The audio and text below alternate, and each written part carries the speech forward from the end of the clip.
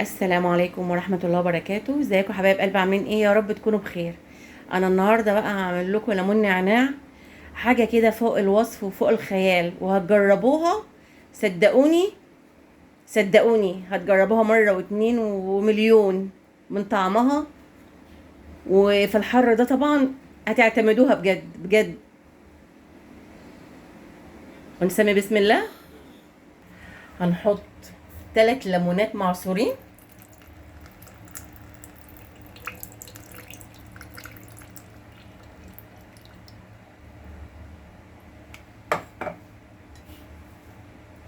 وبعدين نحط النعناع اهو،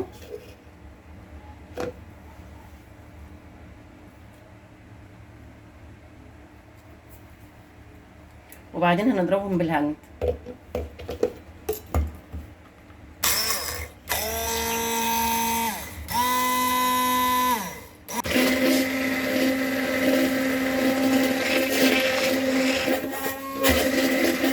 اضيف عصير الليمون على ورق النعناع،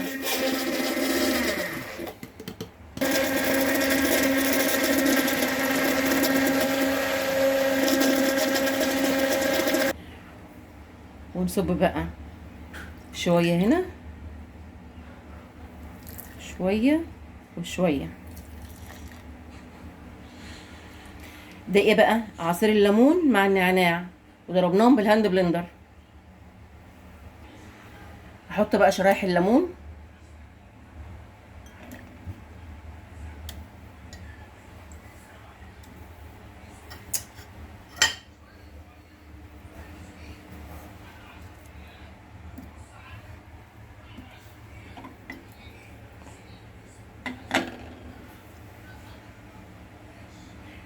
واحط نعناع فريش.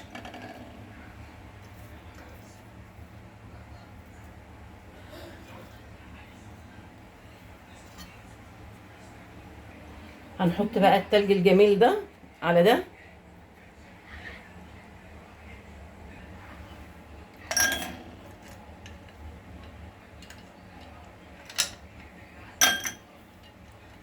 حطينا كمية التلج اهو في ال3 كوبايات. وبعد ما حطيت التلج احط بقى السفن.